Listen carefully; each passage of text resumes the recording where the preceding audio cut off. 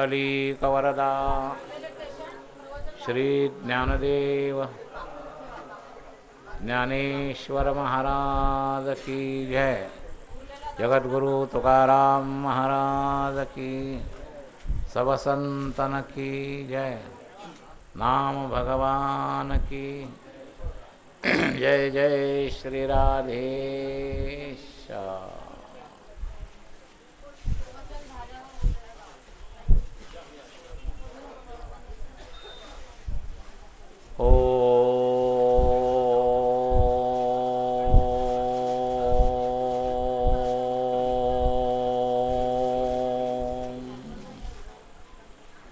ब्रह्मानंदं परमसुखदं केवलं ज्ञानमूर्तिं द्वन्द्वातीतं गगनसदृशं तत्त्वमस्यादिलक्ष्यम् एकं नित्यं विमलमचलं सर्वधी साक्षिभूतं भावातीतं त्रिगुणरहितं सद्गुरुं तन्नमामि। मूकं करोति वाचालं पंगुं लंघयते गिरिं यत्कृपात्तमहं वन्दे परमानन्दमाधवम्। नारायणं नमस्कृत्य नरं चैव नरोत्तमं देवीं सरस्वतीं व्यासं ततो जयमुदीरये। गुरुर्ब्रह्मा गुरुर्विष्णु गुरुर्देवो महेश्वरः गुरुस्साक्षात् परब्रह्म तस्मै श्री गुरवे नमः। प्रपन्नपारिजाताय तोत्रवेत्रैकपाणये ज्ञानमुद्राय कृष्णाय गीतामृतदुहे नमः। वसुदेवसुतं देवं कंसचाणूरमर्दनं देवकी परमानन्दं कृष्णं वन्दे जगद्गुरुं। वंशीविभूषितकरान्नवनीरदाभात् पीताम्बरादरुणबिम्बफलाधरोष्ठात् पूर्णेन्दुसुन्दरमुखादरविन्दनेत्रात् कृष्णात् परं किमपि तत्त्वमहं न जाने। पुंडलीकवरदा हरिविठ्ठल श्री ज्ञानदेव तुकाराम ज्ञानेश्वर महाराज की जय। सब संतन की जय। अखिल गुणनिधान सच्चिदानंद घन करुणावरुणालय भक्तवत्सल भगवान श्री पांडुरंगाच्या चरणावर मनःपूर्वक साष्टांग अभिवादन करो।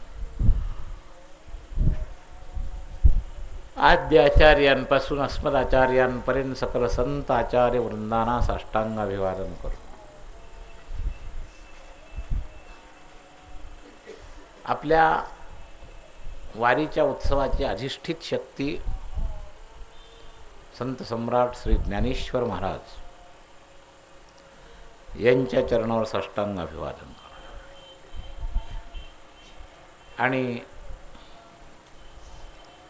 भाग्यानं किंवा निष्ठा दृढ झाल्यानं आपल्या याच्यामध्ये दोन वर्ग आहेत।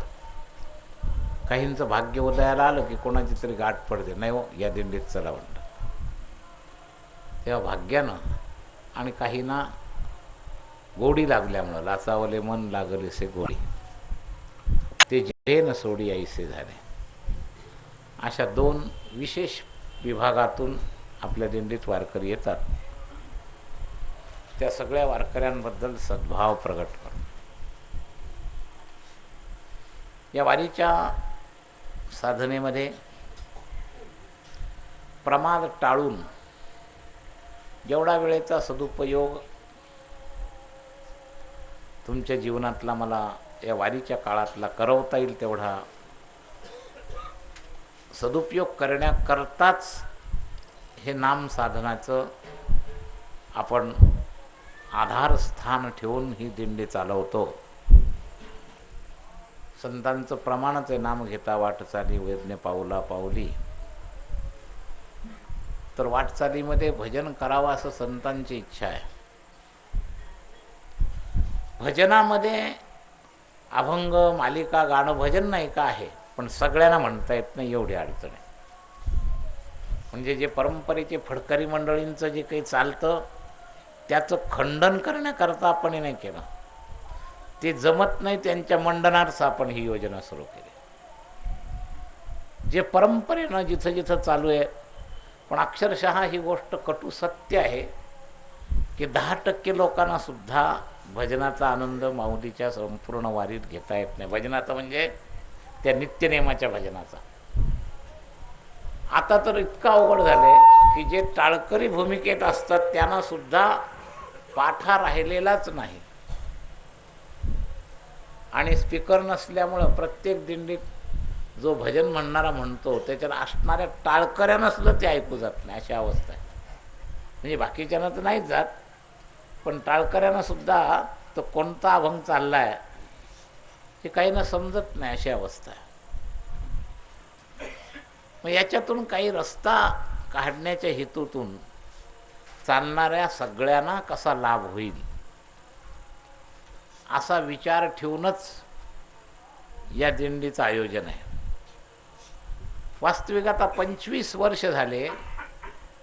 आपण जर नंबरचा प्रयत्न केला असता तर आत्ता चाललेल्या दिंड्याच्या मध्यावर, मागच्या दिंड्यांपैकी जेवढ्या दिंड्या आहेत त्याच्या मध्यापर्यंत आमचा नंबर सहजच लागला असता. एवढंच काय, व्यक्तिगत क्रेडिटवर काही जुन्या दिंड्यातले लोकसुद्धा मी दिंडी चालवली तर दिंडी द्यायला तयार होते, अशी सुद्धा घटना घडलेली आहे. म्हणजे कितीही पुढं तो नंबर लागू शकला असता, पण हेतुपूर्वकच त्याचा मी टाळलेला आहे. आणि माऊलीची एका दिवसाच्या एरियातली सगळी एरिया माऊलींचीच आहे. आपण अगदी दिंडीतच चाललो, याच्यात अनेक फायदे आपले प्रवचनकार लोकही सांगतात. त्यांच्या बंधनात म्हणजे आपल्याला फार ट्रेनिंग लागतं महाराज. आज आपण एवढं थोडंसं नाचलो तर जाम होतो. खास फडकऱ्यांच्या दिंड्या दिवसभर ताणतात तरी संध्याकाळी जागराला आणि कीर्तनाला हजर असतात, अशी परिस्थिती आहे. त्याच्यात आपलाच कमीपणा आहे. त्याच्यापेक्षा आपण श्रेष्ठ आहे असं म्हणण्यापेक्षा आपल्या कमीपणातून ती साधना घडण्याकरता काढलेला हा रस्ता आहे, असं आहे. पेक्षाची तुलना नाही आहे. काही आत्ताच्या अवस्थेत दिंड्यांमधले लाभापेक्षा आपल्याला लाभ जास्त आहे पेक्षा, पण तिथं दिंडीची उपेक्षा हा नाही त्या पेक्षाचा अर्थ. आपला अनधिकार, आपण पुढंच पळत राहतो. बघा ना, माऊलीचा निम्मा सोहळा पुढंच पळत असतो. भजन करत नाही, काही नाही, गप्पा मारत चालतात. माऊलीच्या समवेत असल्यामुळं निष्फळ नाही होणार त्यांचं सुद्धा. अरे दुकानं घेऊन आलेल्यांचं सुद्धा निष्फळ होणार नाही, तर बाकीच्यांचं काय घेऊन बसले तुला. त्यांना सुद्धा चालता चालता माऊली माऊली म्हणत चालावं लागतं, त्यांनाही माऊलीचं भजन होतं. तेव्हा निष्फळ कोणाकरताच नाही, पण त्यातले त्यात जास्तीत जास्त आपल्याला लाभ कसा घेता येईल असा विचार करून आपण दिंड्यांच्या मुक्कामात सुद्धा थोडे थोडे बदल केले. आणि आवश्यक तेवढा माऊलीचा सहवासही आपल्याला मिळतो. लोणंदून आपण तरडगावला पुढे येतो, संपूर्ण माऊली आपल्या याच्यातून जाते. माऊलींचं खुद्द दर्शन, आपल्या इथं स्वागत काळजला होतं. म्हणजे माऊलीचा स्पर्श आपण ठेवून आपल्या कमीपणाचा विचार करून साधन काळ कसा होईल या हेतूनं हे सगळं आयोजन केलेलं आहे. त्याचे लाभ पण झालेत देहाध्यासी माणसांकरता. हे मात्र मी पेक्षा म्हणून सांगेन. अगदी किती परंपरेच्या जुन्या मोठ्या दिंड्या असल्या, काही काही ब्राह्मणी दिंड्या पूर्वीपासून जागेच्या आधारानं दिंड्या झाल्या, तरी आपल्या जागेची व्यवस्थेसारखी एकही दिंडी नाही. इतक्या जागेची व्यवस्था आहे. काही एक दोन दिंड्यांनी पूर्वीपासून काही काही शाळा बिळा गाठवल्यात, तरी इतकं नाही. आता हे चांगलं का वाईट हा एक प्रश्न आहे. ट्रेनिंगमधला हा एक कमीपणाच आहे आपला. आपल्याला आहे त्या अवस्थेत चालता येत नाही, त्यांना चालायला मिळतं, तर त्यांचं एका अंगानं त्याच्यातही एक गुण आहे. त्यांची सहनशीलता आपल्यापेक्षा श्रेष्ठ आहे, वर्णनीय आहे. चालण्याच्या लेवलमध्ये सुद्धा फार अडचण होते. आता दुपारच्या वेळा हरिपाठ जेव्हा चालू होतात ना, मागच्या लोकांची इतकी पळापळ असते की साधारण माणसाचे तर फार हाल होतात. असं आहे. हे त्या व्यवस्थेतला विषय आहे. या माऊलीच्या पालखीत आपण आहोत, त्याच्यात ते आहेत आणि आपणही आहोतच. त्याच्यामध्ये आपण अंतर करायचं काही काम नाही. आपल्या परिस्थितीचा विचार करून काही लोकांकरता माऊलींचीच अशी प्रेरणा म्हणूनच हे अशा पद्धतीचं नियोजन आहे. आणि याच्यामध्ये जसं माऊली कोणाला आमंत्रण देत नाही, तसं मी पहिली दिंडी काढली तेव्हापासून कोणाला जमवण्याचा प्रयत्न नाही केला. अगदी पहिल्यांदा जेव्हा माऊलीची दिंडी काढली, मी ठरवलं आपल्याला पायी चालायचं आहे, त्या वर्षी व्यवस्थापक बाह्य लोक गांगरले होते. ट्रकही करून ठेवली आणि निघताना फक्त 19 लोक होते. मी म्हणलं तुम्ही काळजी करू नका, तो सगळा खर्च मी सोसतो, पण दिंडीचा संकल्प झाला आहे ते आपण करणारच. तुम्हाला अडचण पडली असेल किंवा एवढा खर्च आपल्या सगळ्याला वाटेला कसा घ्यायचा, तर त्यानं सांगितलं जो खर्च ज्यादा कमी येईल तुमच्यात असलेल्या नियमित खर्चाव्यतिरिक्त तो सगळा मी सांभाळतो. अर्थात त्याही वेळेला माऊलीने खर्च सोसायची वेळ आणली नाही. 19 लोकांवर निघालेली दिंडी सासवडच्या आतच 62-65 लोकांपर्यंत गेली. आणि नंतर प्रत्येक वर्षी या नामदिंडीचा वेग वाढत गेला. आम्हाला आता संख्यात्मक वाढ व्हायचा विचार फारसा नाही आहे, कारण जितकी संख्या ओव्हर होते तितके लोक दोष करतात. आणि माझी शासनवृत्ती समाप्त झाली. मी अध्यक्षासारखा राहून जर चाललं तर फक्त मी हजर राहतो माझ्या नामस्मरणाच्या दृष्टिकोनातून. पूर्वी खूप बारीक लक्ष असायचं. कालच्या दिवसात महादेवाला जाणारे न विचारता गेलेल्यांची संख्या, चाल चुकवून आज सकाळी गेले काही लोक, हे चुकीचं आहे, शास्त्रीय पद्धतीमध्ये बसत नाही. तर या दिंडीत जर यायचं ना, तर नियम ज्यांना स्वतःहून पाळायचे त्यांनीच यायचं. कोणावर आग्रह नाही संख्या वाढली पाहिजे असाही आमचा आग्रह नाही. संख्या हा महत्त्वाचा विषय नाही, इथं नियम हा महत्त्वाचा विषय. शिस्तीत राहणं, नियमात राहणं हा महत्त्वाचा विषय आहे. आणि या दृष्टिकोनातून परत एकदा नकळत कोणाचं नाव न घेता, मला डिटेल कळत असतं, परंतु कालसुद्धा काही लोकांनी विचारलं, काही लोकांनी नाही विचारलं, पण निदान चाल चुकली नाही. पण आज काही लोक तर वाटचाल चुकवून पुन्हा सकाळच्या चालू ह्याच्यातून गेले. तर महादेवाला जाणं वाईट नाही, पण वारी हे आपलं पहिलं व्रत. आणि मग जेजुरीचं दर्शन असो, महादेवाचं दर्शन असो, सोमेश्वराचं दर्शन असो, ते वारीचे नियम आणि वारीची वेळ सांभाळून असलं पाहिजे. असं आहे. नवीन नवीन येत राहतात, आपापले स्वतःचे डोके चालवत राहतात, आणि त्या प्रत्येकाला असं वाटतं तेच मांजर दूध पितं आणि तिला वाटतं मला कोणी पाहत नाही. तसं आपलं काम कोणाला कळत नाही. बारीक बारीक घटना येतात.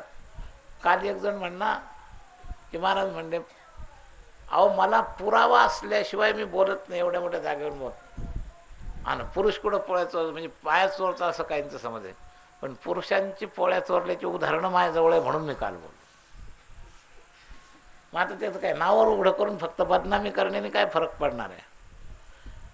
आपल्याला एक लेव्हल पाहिजे स्वच्छतेच्या बाबतीत, नित्यनेमाच्या बाबतीत, स्तरांच्या बाबतीत. आणि आम्ही काय कोणाचे खातो, तुम्ही स्वतः असं एकदम दैन्य भावासारखं कोणी काही दिलं रस्त्याने.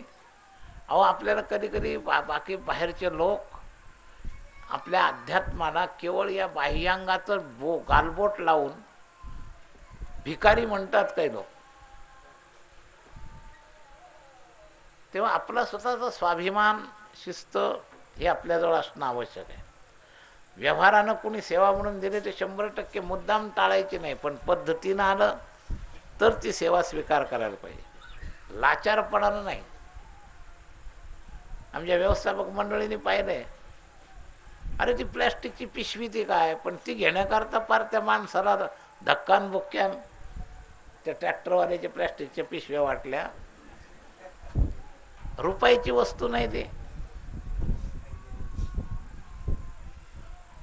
तर नैतिक आणि सदाचाराचा सुद्धा स्तर आपल्या दिंडीला असला पाहिजे, हे लक्षात घ्या. आणि हे जर साधे साधे आचार आवरता आले नाही ते विकाराचे आचार तुम्ही काय आवरणार आहे. म्हणजे अंतर खूप पडून राहिले. मी बोलतोय ती लेव्हल आणि वागण्याची लेव्हल, ह्याच्यातलं अंतर कमी झालं पाहिजे. हे अंतर जर कमी झालं नाही तर उपयोगच नाही, लक्षात घ्या. तेव्हा आता स्वच्छता अगदी साधी गोष्ट आहे. तुमच्या घराच्या शेजारी येऊन कोणी तुम्ही शौचालय केलं, तुम्हाला आवडेल का? एका व्यक्तीने एक साधा सुविचार दिला, आपल्याशी जसं दुसऱ्यांनी वागू नये असं वाटतं तसं आपण दुसऱ्याशी वागता कामा नये. अरे साधा शब्दात, तुमच्या घराजवळ जर कोणी असं केलं तुम्हाला आवडेल का? आणि म्हणून हे चुकीचं आहे. दुराचार कोणताच नको, अस्वच्छता नको, अनैतिकता नको, कोणाची फुकटची वस्तू आपल्याला घ्यावीशी वाटू नये. निर्मळ सरांनी सांगितलं त्याप्रमाणे साधे साधे नियम तरी तुमच्या जीवनात उतरले पाहिजे, हे लक्षात घ्या. आता हा जो मी स्तर सांगणार तो सांगणारच आहे, पण त्या चिंतनात याचं मिश्रण नको म्हणून हे आधी सांगितलं. आणि आता मी अभंगाचा अनुवाद करणार आहे, पारायण. या सगळ्या गोष्टी आपण सांभाळा, लक्षात घ्या. हेही मला माहिती आहे, मनुष्यानाम सहस्रेषु कश्चित् यतते सिद्ध आहे. पण तरीसुद्धा एक ठराविक लेव्हल तरी उचला. स्वच्छतेचं जीवन, आचारसंपन्न जीवन, नीतिप्रधान जीवन, भक्तीचा विचार त्याच्यानंतर आहे. हा पाया पक्का असल्याशिवाय, विदुराला आधी नीतीनं वागले मग भगवंताची प्रीती उत्तरार्धात प्राप्त झाली, हे लक्षात घ्या. नारद भक्तिसूत्रामध्ये आलेले आहे, दुस्संग सर्वथैव त्याज्यः, भक्तिशास्त्रामध्ये. आणि आज आपल्याला संघ या विषयावरच बोलायचं आहे. तुका म्हणे याचा सोखा म्हणे याचा न धरावा संघ, त्या याच विषयाचं चिंतन आपल्याला करायचं आहे. तर संघ इथं दुस्संग या अर्थातून केले. दुस्संग सर्वथैव त्याज्यः, धरणाऱ्या संघाविषयीची चर्चा नाही आहे, जो संघ संबंध येऊ द्यायचा नाही त्याची चर्चा याच्यात आहे. तेव्हा तो विषय आपण आता आपल्या आहे त्या वेळात पाहूया. पहिल्यांदा रोजच्या प्रमाणा अभंगाचं पारायण, आणि मग काय अर्धा तास पाऊण तास आपण त्याचं चिंतन करू. जया जीवासना तयाति भावना, जया जीवासना तयाति भावना, होतसे जाणा आदि अंती, होतसे जाणा आदि अंती, कामाचे विलग आवरावे चित्त, कामाचे विलग आवरावे चित्त, क्रोधाचा तोत शांत होनी, क्रोधाचा तोत शांत होनी, कामाचे विलग आवरावे चित्त, कामाचे विलग आवरावे चित्त, ममता ही माया दंभ अहंकार, ममता ही माया दंभ अहंकार आवरावे साचार शांती सुखे आवरावे साचार शांती सुखे कामाचे विलग आवरावे चित्त कामाचे विलग आवरावे चित्त क्रोधाचा तो ऊत शांत होनी क्रोधाचा तो ऊत शांत होनी कामाचे विलग आवरावे चित्त कामाचे विलग आवरावे चित्त चोखा म्हणे याचा न धरावा संग म्हणे याचा न धरावा संग तरीच पांडुरंग हाताला घे तरीच पांडुरंग हाताला घे कामाचे विलग आवरावे चित्त कामाचे विलग आवरावे चित्त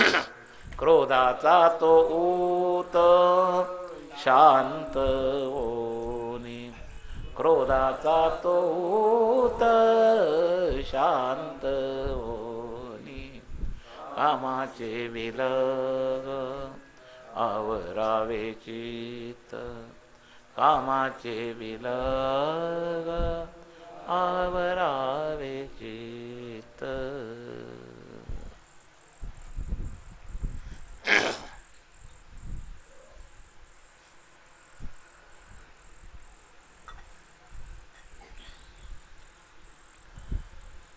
या अभंगाचं आपलं चिंतन जे चालू आहे 3 चरणामध्ये निषेधांगाच्या साधनेचा विचार केला आणि विधान सांगितलं. पहिल्या चरणात विधान सांगितलं. आपल्या हातामध्ये आपल्या कृतीमध्ये ज्या ज्या क्रिया होतात त्याच्या पाठीमागचा असणारा भावनेचा जोर हा त्याच्या मुळाशी असणाऱ्या वासनेनं होतो हे विधान सांगितलं. आणि या विधानातूनच जे अनेक शंका आहे हे होत नाही, इकडंच का वृत्ती जाते, माझे भाव तिकडंच का जातो, मला मनात पटत नाही पण जबरदस्ती का जातं, हे सगळे त्याच्यावरती अनिच्छन्नपी वारसणे बलादिव नियोजसे हा जसा प्रश्न आहे तसंच हे सगळे प्रश्न आहे. ते विधानामुळं हे असं होतं आहे. मग आता याच्यातून आपल्याला या विधानातल्या स्थितीमधल्या आपल्या जीवनात जे उतरले त्याच्यात असणाऱ्या दुर्भावना टाळायच्यात. काय करावं? आणि का अंतरी न द्यावी वसती करावी हे शांती वासनेची. तर हे सूत्र तर आहे. मग शांती करायला काय करावं?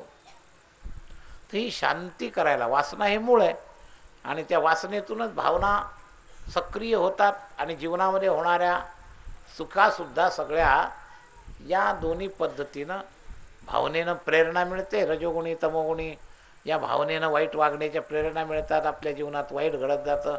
कधीतरी थोडासा पश्चात्तापही होतो. पण आपण मूळ मुद्द्याकडं पाहत नाही. तर मूळ विधान त्यांनी पहिल्या चरणात सांगून टाकलं किंवा तुमच्या वासनेचं मूळ कारण आहे. त्याच्यामुळे तुमच्या जीवनात असं घडतं. अनिच्छन्नपी इच्छा असूनसुद्धा इच्छा नसूनसुद्धा आपल्याला ते बळजबरीनं त्या दुर्योधनाच्या म्हणण्याप्रमाणे की भौतिकदृष्ट्या चिंतन करूनसुद्धा जानामी धर्मम नचमे प्रवृत्ती जानामी अधर्मम नचमे निवृत्ती अशा अवस्थेत अडकलेला कितीतरी मोठा समाज जो वरून वरून परमार्थात दिसतो त्याच्यातला सुद्धा बराच समाज या मुद्द्यामध्ये अडकलेला आहे. आणि या मुद्द्याच्या अडकण्याचं विधान सांगितलं की बाबा ही रचनाच आहे. तोंडात घास घासला की पचन होऊन त्याची विष्ठा होणार. तसं जन्म घेणे लागे वासनेच्या संगे. त्याच्या सुरुवातीला हे आहे.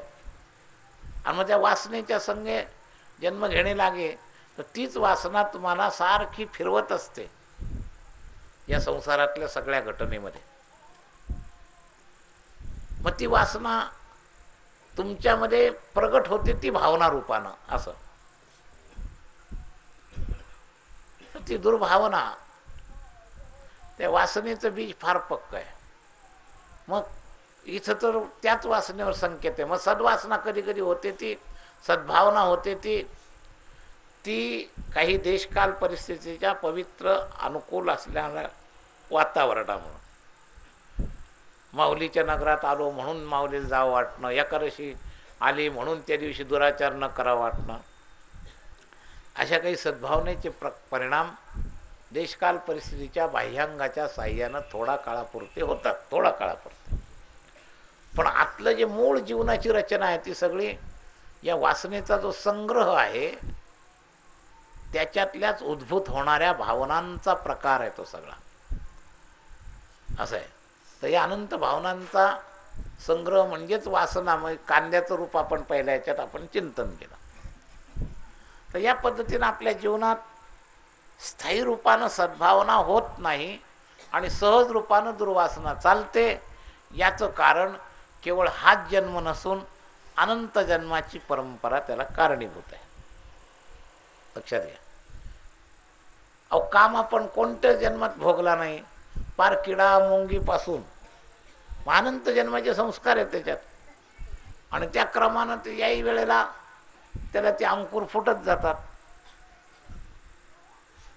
मग फरक एवढाच आहे की तो इतर सगळी जीवनं पराधीन होते आणि या जीवनातलं वैशिष्ट्य स्वाधीनता आहे. या क्रमाला मी एक छोटंसं उदाहरण एक दिवस बोलून गेलो ना, की जसं जंक्शनमध्ये लाईन बदलता येते तसं हे मानवदेह म्हणजे जंक्शन आहे. लाईन आहे आपली क्रमाने आलेली, ती लाईन पुढं पण गेलेली आहे, पण एक जंक्शन म्हणतो तसं या ठिकाणी आहे. आणि म्हणून ही बदलता येते. आणि बदलण्याकरता काय खटका टाकायचं आहे ते खटका टाकतात बरं का लाईन बदलताना. जंक्शनमध्ये स्टेशनवर सुद्धा लाईन बदलायची असली, सरळ लाईनवर गाडी उभी असली, तिला मधल्या लाईनमध्ये न्यायचं असलं तर मागच खटका टाकावा लागतो, म्हणजे ती बदलते. तसं संतांनी आपल्याला हा खटका दाखवून दिला, याचा न धरावा संग, हा खटका आहे. या खटक्यानं आपली लाईन बदलेल असं आहे. तर हा खटका आपल्याला टाकता आला पाहिजे. काय आहे, सगळे प्रकार आहेत महाराज बरं का. या खटका टाकण्याचे अनेक प्रकार आहेत. खटका पार त्या केबिनमधूनही टाकता येतो, खटका तिथल्या तिथेही टाकता येतो. तुम्ही रेल्वेतले प्रकार बघा म्हणजे तुमच्या लक्षात येईल. आताच्या पद्धतीप्रमाणे महाराज अजून पुढं या इलेक्ट्रॉनिक युगामध्ये तो ड्रायव्हर सुद्धा स्वतःला जर फोन कळला तर तो स्वतः खटका बदलू शकेल, इथपर्यंत रचना होईल. तेव्हा काही होऊ शकतं. पण आमच्या परमार्थामध्ये स्वतःलाच खटका बदलता येण्याची व्यवस्था इतकं विकसित ते शास्त्र आहे. लक्षात आलं का. सूत्रग्रंथ जेव्हा तयार होतात ना त्या विकसिततेची परिपूर्णता असते, तेव्हा सूत्रग्रंथ तयार होतात. तर विस्तार आणि सूत्रग्रंथ, तर भक्तिसूत्र, नारद भक्तिसूत्र, कर्मसूत्र, ब्रह्मसूत्र, ज्ञानयोगाचे सूत्र, कर्मयोगाचे सूत्र, आपल्या परमार्थामध्ये सूत्रग्रंथ तयार झाले. म्हणजे जसं आता इलेक्ट्रॉनिक युगामध्ये ऑटोमॅटिक चालतं, रिमोट कंट्रोल चालतं, तर हे त्या युगाचं जसं प्रगती आहे, ही प्रगती आमच्याकडं पूर्वीच झालेली आहे. ही रिमोट कंट्रोलची जी प्रगती आहे आमच्या अध्यात्मामध्ये पूर्वीच झालेली आहे, त्यांच्याकडं आत्ता झाली. भौतिक विभागामध्ये हे सगळं आत्ता अलीकडं आलं. आणि पूर्वीच झालंय म्हणूनच सांगितलं आपुले आपण करा सोडवं. आपल्या पूर्ण स्वातंत्र्यामध्ये ते रिमोट कंट्रोल करण्याची आपल्याला जर व्यवस्था नसती तर असं सांगितलंच नसतं. उद्धरेद आत्मनात्मानम, आपुली आपण करा सोडवण. तर आपल्या हातात आहे. आता शिकूनच नाही घेतलं तर इलाज नाही. मी नेहमी सांगत असतो, पूर्वी पण सांगितलेलं आहे, कॉम्प्युटरमध्ये आहे पण प्रोग्रामच उघडता येत नाही, ते तुमचं अज्ञान आहे. मोबाईलमध्ये आहे व्यवस्था, पण आम्हाला ते हाताळताच येत नाही. आपल्या दिंडीमध्ये 400 पैकी सहज आता 100-150 मोबाईल असतील, पण 10-20 लोकांनाच त्याचे सगळे फंक्शन चालवता येत असते. बाकीच्यानं फक्त हिरवं बटन दाबायचं, बेल वाजली आणि संपलं की लाल बटन दाबायचं, बस एवढंच माहिती, बाकीचं काही माहीत नाही. तसं नरदेह हे कॉम्प्युटरसारखं अनेक फंक्शन असणारा, मोबाईलसारखा अनेक फंक्शन असणारा हा नरदेह आहे. मग त्याचं ऑपरेटिंग समजून घ्या. त्याकरता आपल्याला हे ट्रेनिंग आहे संतांकडून, हे ऑपरेटिंग समजून घ्या. याचा न धरावा संग हे तुमच्या हातात आहे. तर ज्याला तुम्ही पकडले त्याला तुम्ही सोडायचे. संसाराने तुम्हाला पकडलं नाही, तुम्ही संसाराला पकडले. संसार जड आहे, त्याच्यामध्ये पकडायचं सामर्थ्य नाही. काल एक साधकाने प्रश्न विचारला, अशी काही वस्तू नाही आहे का ती? नाही, आपणच त्याला पकडतो. चेतन वस्तू नाही, घर आहे, वस्तू नाही का आहे, पण जड आहे. घरात तुम्ही राहता, घराला तुम्ही माझं म्हणता, तुम्ही म्हणता तोपर्यंत तुम्ही त्याला हक्क दाखवता, त्याचंही त्याला सुख दुःख नाही, आणि तुम्ही सोडलं तर ते घर कधी रडतही नाही. आज एखादा दुसऱ्याला विकलं तर ते काय करतं, त्या काय, म्हणजे ते पूर्ण जड आहे. तसं संसार हा काही अर्धचेतन दिसतो, पण तत्वता संपूर्ण प्रकृती जड आहे. त्याच्यातले 5 स्थूल जडत्वात आहे, पंचमहाभूत, आणि अंतःकरण खम मनोबुद्धिरेवच, हे सूक्ष्म चेतन भाषी पण जडच असं आहे. हे चेतनासारखे वाटतात, पण हे जडच आहे, लक्षात घ्या. आणि हे चेतन भाषी जे अंतःकरण आहे ना, त्याच्या द्वारा हे पकडलं गेलेलं आहे. आता पकड सुद्धा हरकत नाही, व्यवहारापुरती पकड आणि परमार्थाची पकड. तर व्यवहारापुरती पकड आणि परमार्थाची पकड याच्यात अंतर आहे. हा संघ शब्द आपल्याला दाखवणार आहे. संघामुळं नुकसान होणारी जी पकड आहे ना, ती महत्वाची, ती समजून घ्यायची. व्यवहारिक पकड तर देह आहे तोपर्यंत या प्रकृतीची पकड थोडंफार करावीच लागते आवश्यकतेपुरती. म्हणून मागच्या याच्यात एखादं वाक्य सांगितलेलं आलंही असेल नसेल तर लक्षात घ्या. आवश्यकता आणि इच्छा, इच्छा वेगळी आणि आवश्यकता वेगळी, आणि त्याच्याही पुढं वासना आहे. म्हणून आमचे शरणानंद म्हणतात पारमार्थिक व्हावं म्हणजे काय, अचाह व्हावं. मग अचाह व्हावं म्हणजे काय, दगडासारखं जड बनावं? नाही, जड नाही बनायचं. मग दृष्टाहून गंमत पाहत राहावी. आवश्यकतेची पूर्ती हे निसर्गाचं सूत्रच आहे. देह त्याने दिलाय ना तुम्हाला, जसं चोच निर्माण केली आणि चारा पण निर्माण केला. मनुष्य देह निर्माण करण्यापूर्वी आईच्या स्तनामध्ये दूध निर्माण केलं. त्या निसर्ग रचना अशी आहे. आम्ही तर असं अनुभवतो, जितका देवावर निर्भर असेल तितकी त्याची व्यवस्था आपोआप होते. आपोआप. जसं लहान मुलाला अहंकार नसतो, मी कमवल्यावर मी खातो असं त्याच्या डोक्यात नसतं, कुटुंबातले सगळे लोक त्याची काळजी घेतात. तेव्हा ही प्रकृतीची रचना आहे. हे जे अहमचं मधलं घोटाळा आहे ना, या अहममुळंच या पकडेला वासनेचं स्वरूप येतं, विकाराचं स्वरूप येतं. तेव्हा होई सोयी जो राम रचे राखा, भगवान शंकरांचा सिद्धांत.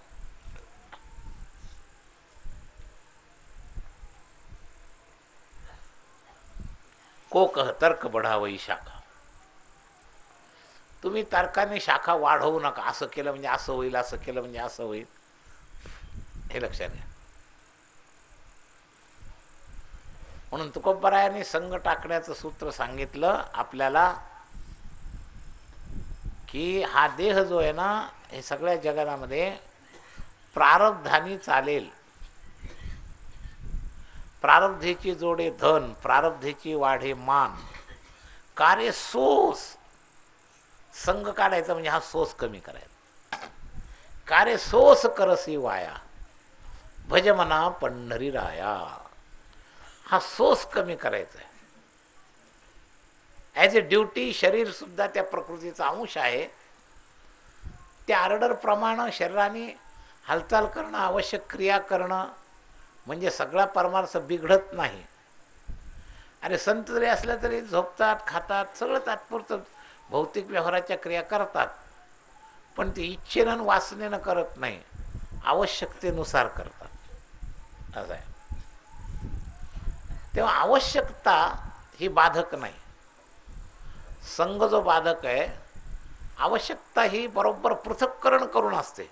आवश्यकता ती जी पूर्ती होते, ज्या क्रिया दिसतात त्या आत्मेची आवश्यकता का शरीराची आवश्यकता. मग आता तुम्ही वासनेत इच्छेत जाता तेव्हा आत्मसमर्थन करता का शरीरद्वारा फक्त करता. तर संघ काढायचा म्हणजे अंतरंग, अंग. तर अंतरंगातलं जे अंग आहे ना, तो आहे आत्मा. तर आत्मीयता परमात्म्याशिवाय, तुम्ही ज्याचे अंश आहात त्याच्याशिवाय आत्मीयता जोडू नका. याचं नाव आहे न धरावा संघ. आत्मीयता जोडू नका. व्यवहार करणं वेगळं आणि आत्मीयता जोडणं वेगळं, फार फरक आहे. म्हणताना म्हणतो आपण माझी तुझ्याबद्दल फार आत्मीयता आहे, पण आत्मीयता नसते. ममता असते, मोह असतो, रागद्वेष असतो. आत्मीयता सजातीयतेशी होऊ शकते. आणि तुमच्यामध्ये आत्मीयता करण्याजोगा तुमच्या शरीराच्या अंतर्गत असणाऱ्या आत्म्याच्या सजातीय जर काही असेल व्यष्टी आणि समष्टीमध्ये, तर फक्त परमात्मा, परब्रह्म एकच आत्मीयता करण्याचं केंद्र आहे. आणि आत्मीयता संसाराशी करणं हा झालाय संघ. आणि संघ धरायचा नाही म्हणजे आत्म्याद्वारा संसाराची आत्मीयता सोडायची.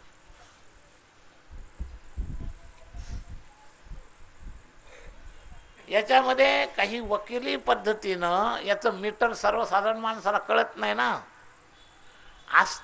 असतो संघच आणि म्हणतो माझी आत्मीयता नाही, मी अलिप्त आहे. ही वकिली दंभदृष्ट्या काही ठिकाणी केली जाते शब्दच्छलानं, पण ते तुमचंच नुकसान आहे. तुम्हाला साक्ष आहात. खरं तुमचं कुठं संघ चालू आहे, कुठं नाही आहे, हे सगळं तुम्हाला कळतं. म्हणून आवडी विठ्ठल गायीची एकांती. आपल्या अध्यात्मातली तयारीसुद्धा संघ आपला सुटत चालला हे लक्षण कधी समजावं, तर एकांत तपासावं. मनाचे दोन प्रकार आहेत, एक स्थूल मन आणि एक सूक्ष्म मन. स्थूल मन हे तुम्हाला दिलेल्या इंद्रियाच्या द्वारे विषय सेवन करतं. श्रोत्रम चक्षुस्पर्शनंच रसनम घ्राणमेवच अधिष्ठाय मनश्चायम विषयानुपसेवते. या पद्धतीनं स्थूल मन डोळ्याद्वारे, कानाद्वारे, नाकाद्वारे, त्वचेद्वारे त्या विषयाशी जातं मनषष्ठानी इंद्रियाने. तर हे प्रकृतीस्थानी कर्षती, प्रकृतीला आकर्षण करणारे इंद्रिय, आणि त्याच्याद्वाराच श्रोत्रम चक्षुस्पर्शनंच रसनम घ्राणमेवच अधिष्ठाय मनश्चायम विषयानुपसेवते. आता याच्यातलं अंतर्मन जे आहे, तर या अंतर्मनाचं केंद्र तुमचं तिथं भिडलं स्थूल मनाबरोबर की आसक्ती नावाच्या केंद्राशी तुम्ही चिकटता. हे अंतर्मन, पैशाची अंतर्मन चिकटू द्या, हे अंतर्मन आत्म्याच्या अंशानं तुमच्याकडे आले आणि बहिर्मन प्रकृतीच्या अंशानं तुमच्याकडे आले. जडांश आणि चेतनांश या दोन्हींच्या मिश्रणातून हे अर्धचेतन असणारं अंतःकरण आहे. तर अंतर्मन हे आत्म्याच्या अंशामुळे आलंय आणि जे आत्म्याचं आहे ते तुम्ही प्रकृतीला चिकटवलं की झालं संग आणि ते काढलं की झाला असंग. असंग शस्त्रेण दृढेन चित्वा. अंतर्मन जिथं असतं तिथं आसक्ती असते आणि आपल्याला या दोन्हीपैकी अंतर्मन कळतं केव्हा तर एकांतात. लोकांतामध्ये बहिर्मनाच्याच व्यस्ततेमुळं अंतर्मनाचं दर्शन आपल्याला घडत नाही. अंतर्मनाचं दर्शन घडण्याचं केंद्र आहे एकांत. म्हणून आवडी विठ्ठल गाईजे एकांती अलभ्यते तिला बघा. तुम्हीच तुमचे परीक्षक आहात. एकांत तुम्हाला सांगेन आपण कुठं आहोत. अंतर्मन जर संसाराच्या प्रकृतीतल्या सगळ्या विकाराशी चिकटलेला असेल तर तुम्ही तिथंच आहात. आणि हे अंतर्मनाचा चिकटा सोडणं म्हणजे न धरावा संग. कोणी न धरावा. आत्मा तर स्वतः संगच करत नाही, मग न धरावा कोणाला सांगितलं? मनाला सांगितलं. म्हणून मनेव मनुष्याणाम कारणम बंध मोक्ष. असंग शस्त्रेण दृढेन चित्वा. ही प्रक्रिया करायची कुठं तर मनात करायची. हे लक्षात घ्या.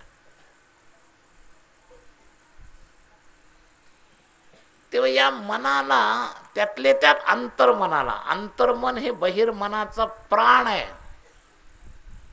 जसं तुमच्या या स्थूल तीन या भौतिक शरीराचा प्राण जसा आहे, प्राणवायू सूक्ष्म आहे, दिसत नाही, पण त्याच्यावर ही शरीराची सगळी हालचाल चालू असते. तसं अंतर्मन हे सूक्ष्मदेहाचा प्राण आहे. ते लक्षात घ्या. तो सूक्ष्मदेह त्या अंतर्मनाच्या सगळ्या याच्यावर चालतो.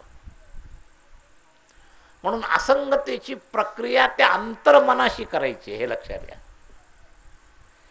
शिका. थोडंसं एकांतात बसल्यानंतर आपलं अंतर्मन आणि बहिर्मन ओळखायला शिका. त्याचा अभ्यास करायला शिका. पोटात भूक लागली, खावं वाटणं बहिर्मन आहे. लक्षात घ्या. पण अंतर्मन या प्रकृती अंशातल्या मनाला खावं वाटतं ही रचना आहे. लक्षात घ्या. जयाची वासना तयाती भावना. मग हे बहिर्मनाचं आहे सगळं बरं का. तर बहिर्मनाला खावंसं वाटतं. आवश्यकता वाटली, एनर्जी संपली की एनर्जी पूर्ती करता त्याला खावं वाटतं. ही झाली रचना. म्हणजे अमुकच खावं हे कुठून उठलं? हे ते अंतर्मनात साठलंय. लक्षात घ्या. आणि संग काढायचं म्हणजे अंतर्मनातला साठा सगळा मोकळा करून टाकायचा. या अंतर्मनात काय काय साठलंय हे पाहायचं असेल तर याच्या अभ्यासाकरता थोडं एकांताची सवय करा. एकांतामध्ये द्रष्टा बना, आत्मनिरीक्षण करा. आणि आपण शांत राहिलं, समर्थन न देता सुद्धा त्या आतून उकळ्या फुटल्यासारखं प्रकृतीचं सगळं पाणी चाललंय तोपर्यंत अशा उकळ्या फुटतात ना, तसं त्या अंतर्मनामध्ये संकल्प विकल्प होत असतात. अंतर्मनामध्ये आणि त्या अंतर्मनाचं दर्शन घडण्याकरता एकांताचा अभ्यास करा थोडा. आवडी विठ्ठल गाईजी एकांती. एकांताची सवय ठेवा. एकांत म्हणजे निर्जन नव्हे. एकांताचा खरा अर्थ काय आहे तर एकांत म्हणजे नुसतं निर्जन हे त्याचं सहाय्यक साधन आहे. निर्जन अवस्थेमध्ये समष्टीतून आपण बाजूला झालो, पण व्यष्टी जगत जे आपल्या भोवती भरपूर आहे त्याच्यातून निर्जन अवस्थेत जात नाही. ते तुमच्या बरोबरच राहतं शरीराच्या आणि त्याच्यातून तुम्हाला बाजूला करायचं. तो खरा एकांत आहे. लक्षात घ्या. मग बाजूला करण्याकरता एकतर नामाचा नाद लावा. गाईजी एकांती अलभ्यते येते लाभ करा. एकांतात भजन करायची सवय करा म्हणजे लाभ होईल. किंवा दृष्टा होऊन त्याच्या आवागमनाकडं पाहत राहा आणि त्याच्यातून त्याच्या उद्गमस्थानाचा तुम्हाला ज्ञान होईल आणि त्याला लय करायची पण शक्ती येईल. लक्षात घ्या. ते कुठून उगवतंय विकार आपल्या अंतःकरणात, तेही एकांतानं कळायला लागेल. तुमच्याच लक्षात येईल. महाराज आठवे देव तो करावा उपाय. हे आठव शब्द कशाचा आहे? अननुभूतची आठवण होत नाही, अनुभूतची आठवण होते. मग ती अनुभूती कधी कधी आपल्याला कळत नाही. स्वप्नात आपल्याला जी अनुभूती होते ती सुद्धा अननुभूत नसते, कुठंतरी अनुभूत असते, पण कोणत्या तरी जन्मापर्यंत तिचे साठा आहे आणि ते स्वप्नात येतं. ज्ञानी वसेते स्वप्ने दिसे म्हणतात त्याप्रमाणे. तर ते कुठून आलं याचा अभ्यास करायला लागल्यानंतर कळतं आपल्याला. पुरुषत्वाच्या अहंकाराने स्त्रीत्व भोग्य होतं, स्त्रीला स्त्री भोग्य होत नाही. म्हणजे सगळ्याची पृष्ठभूमी अहंकार आहे ना. औरावे साचारच्या त्या ठिकाणी आपण पाहिलं दंभ अहंकार. तर हे एक त्या उत्स्फूर्ततेच्या केंद्रात लक्षात येईल. मी आहे याला जीवपणाचं आवरण दिलं, मनुष्यत्वाचं आवरण दिलं, पुरुषत्वाचं आवरण दिलं आणि मग त्या पुरुषत्वाच्या पलीकडं विजाती असणाऱ्या स्त्री ही माझी भोग्य आहे. कामाची विलग विलग करताना त्याचा उद्गम कुठं झाला आहे याचा विचार करा. तर पहिलं मी काय स्वीकार केलं? आत्म्यावर एक प्रकृतीचं आवरण चढवलं.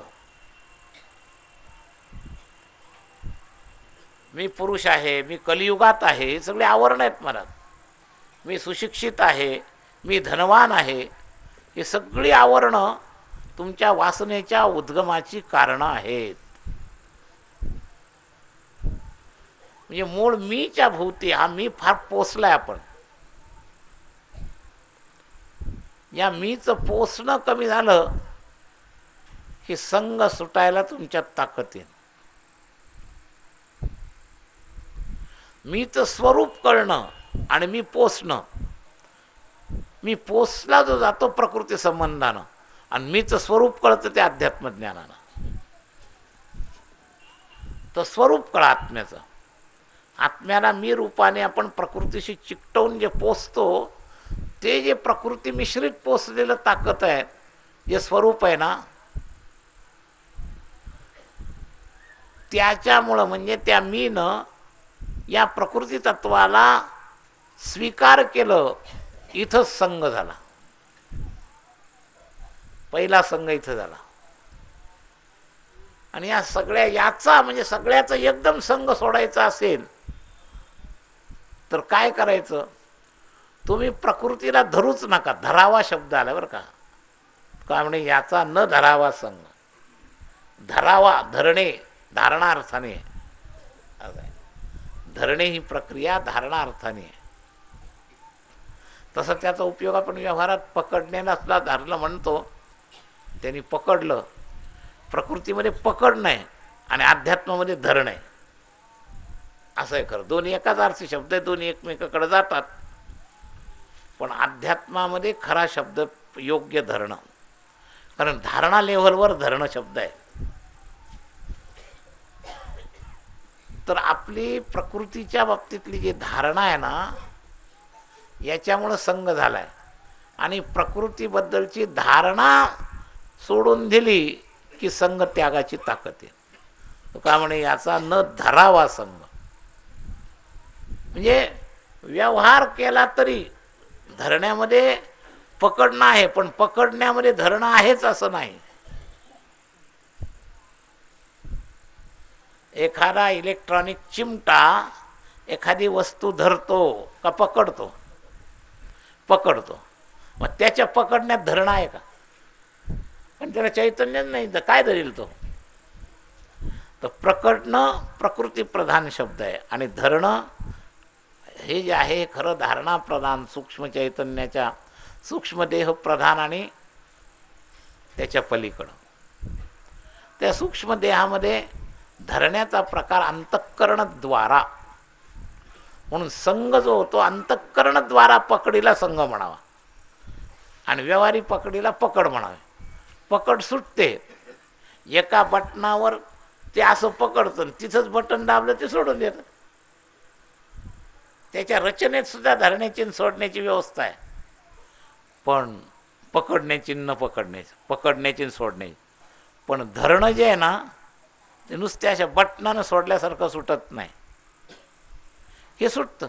आता आपण हे मोठमोठे पाहतो ना, आत्ताचे राक्षस सगळे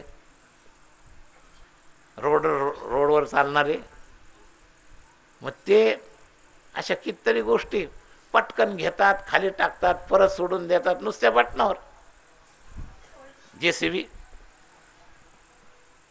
हे राक्षस आहेत. मला 10-20 माणसं एकत्र कामं करतात, हे कलियुगातले राक्षस आहेत सगळे.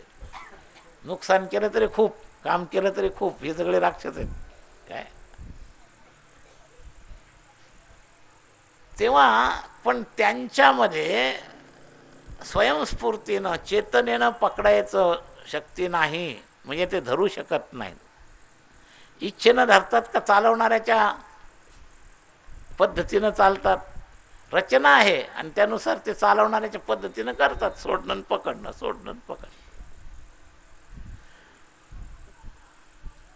तर तुमच्या मानव देहामध्ये नुसतं रचना नाही आहे, त्याबरोबर चेतनाची धारणा कारणीभूत आहे. आणि धारणा प्रकृतीशी तदाकार होणं म्हणजे संग. आणि धारणा सोडली की कृती राहिली तरी फरक पडत नाही. म्हणून यंत्रारूढवत, यंत्रारूढानी माया, यंत्रारूढवत संत सुद्धा व्यवहार करतात. यंत्रारूढवत असा शब्द आहे. यंत्राप्रमाणे तेही तुमच्याशी बोलतात, जेवायच्या वेळेला जेवतात, खातात, पितात, सगळं करतात, झोपतात. फरक काय? आम्ही तर नेहमी संतांचा फरक सांगताना एक उदाहरण सांगत असतो, तुम्ही ऐकलेलं आहे माझ्याकडून. दोन्ही दिसती सारखी सारखी, वर्म जाणे तो पारखी. चोर सुद्धा प्रसिद्ध गुंड असला आणि तारखेला आणायचा असला तर सगळ्या बाजूनी शिपायांचं कड असतं, आणि मंत्र्याला सभेत येताना सगळ्या बाजूनी शिपायांचं कड असतं. दोन्ही दिसती सारखी सारखी, वर्म जाणे तो पारखी. पण एक पोलिसांच्या ताब्यात असतो आणि एकाच्या ताब्यात पोलीस असतात. ज्याच्या ताब्यात पोलीस असतात तो मंत्री, आणि जो पोलिसाच्या ताब्यात असतो तो गुंड, कैदी. बाहेरून सारखंच. षडविकार ज्याच्या ताब्यात आहे तो संत, आणि षडविकाराच्या ताब्यात आहे तो जीव विषयी.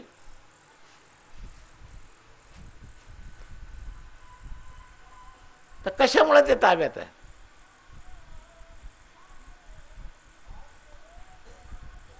तर या असंगतेमुळे. म्हणून संसार संबंध सोडण्याचं सूत्र सांगितलं, असंग शस्त्रेण दृढेन चित्वा. किती वेळ झाला? तेव्हा असंग शस्त्रेण दृढेन चित्वा, हे लक्षात आहे. बाह्य फार अवघड आहे. नरूपमस्य तथोपलभ्यते, नांतो न चादिर न च संप्रतिष्ठा.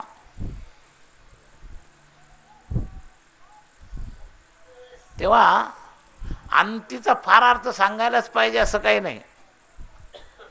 अंतीचा अर्थ हाच आहे, जर रचनेप्रमाणे असेल तर जे आधी आहे तेच अंतापर्यंत राहील. रचनेप्रमाणे मशीन तयार झाल्यापासून पार नाश होईपर्यंत त्याच्यात जी रचना असेल, हवेचा असेल तर आधीपासून हवाच मारेल आणि बिघडेपर्यंत अंतापर्यंत हवाच मारेल. लक्षात घ्या, कारण रचनाच तशी आहे. तर जयाची वासना तयाची भावना ही रचना आहे, आणि त्यामुळे त्याचा क्रम कसा राहील तर आधी अंती. अंतीवर शंका विचारल्याचं थोडंसं उत्तर सांगतोय, लक्षात घ्या. तर रचनेनुसार आधी आणि अंती एकाच लेवलला आहे, कारण आधी आणि अंतापर्यंत तो त्याचा सगळा काल तो त्या रचनेतच आहे. म्हणून तुम्ही जर स्वतंत्र त्यात परिवर्तन केलं नाही तर हो तसे जाणं आधी अंती, आधीपासून अंतापर्यंत त्या रचनेप्रमाणे तुम्हाला भावना होतच राहणार, असा त्याचा अर्थ आहे. ज्याला वासना आहे त्याला त्या भावना होतच राहणार. मग त्या का झाल्या आणि कशा होतात आणि याचं नाही, जोपर्यंत तू त्याच्याकरता हा उपाय करत नाही पुढच्या 2 चरणातला, तोपर्यंत अंतापर्यंत हे होतच राहणार. म्हणजे ही रचना विधानांपैकीच अंत्य हा शब्द भाग आहे. अंत्यमती सागती. आणि मग तो दिसणारा अंत सुद्धा अंत होत नाही, तो एका आधीला कारणीभूत होतो. जन्म घेणे लागे वासनेच्या सने, ते एक चक्र सुरू होतं. जे आधी असतं ते अंतापर्यंत असतं आणि ते अंतापर्यंत असलेलं प्रकृतीच्या क्रमामध्ये पुन्हा एका आधीचं कारणीभूत बनतं. म्हणून पुनरपी जननम पुनरपी मरणम सारखं चक्र चालू राहतं आधी अंत्य. तर विधान सांगणारा शब्द आहे, त्यामुळे त्याचा फार मोठा वेगळा अर्थ करायला पाहिजे अशी काही गरज नाही. विधान सांगणाऱ्या शब्दातला तो शब्द आहे, त्यामुळे फार अंत्यचं विश्लेषण वेगळ्या कोणत्या अँगलनं करून घ्यायला पाहिजे असं काही नाही. ते विधान वाक्यातला विषय आहे एवढंच लक्षात ठेवा. जे आजी वासना तया ती भावना होत असे जाणा आधी अंती, इथपर्यंत पहिलं चरण विधान. आणि दुसऱ्या चरणात त्या विधानाला परिवर्तन करण्याचा रस्ता. तिसऱ्या चरणात फलश्रुती. त्या फलश्रुतीकरता जर बदल करायचा असेल तर उपाय. तरीच पांडुरंग हाताला की ही फलश्रुती पाहिजे असेल तर उपाय. आणि तो आहे 2.5 चरणामध्ये. कामाचे विलगावरावे चित्त क्रोधाचा तो उत शांतवनी 1 चरण. ममता ही माया दंभ अहंकार आवरावे साचार शांती चुके 2 चरण. आणि चोखामणी याचा न धरावा संघ हे 1/2 चरण. असं 2.5 चरण उपाय, 1 चरण विधान आणि 1/2 चरण फलश्रुती, असे हे अभंगाचे तुकडे आहेत. हे लक्षात घ्या. तर या पद्धतीने लक्षात घेतल्यानंतर आजच्या प्रवचनातला जोर संघ या विषयावर सांगितला आपल्याला. याचा न धरावा संघ. धरावाचा थोडा संकेत केला. धराव्याने स्वातंत्र्य दिलेलं आहे, ते स्वातंत्र्य कसं आहे याचं अधिक चिंतन आपल्याला उद्याच्या याच्यात जर झालं तर अधिक चिंतन करू यथाक्रम. आजचा समय झाल्यामुळं थांबतो. पुंडलिक वरदा हरी विठ्ठल श्री ज्ञानदेव ज्ञानेश्वर महाराज की. विठाला विठाला विठाला विठाल विठाल विठाल पुंडलिक वरदा हरी विठ्ठल श्री ज्ञानदेव ज्ञानेश्वर महाराज की. नाम भगवान की. जय जय श्री राधे.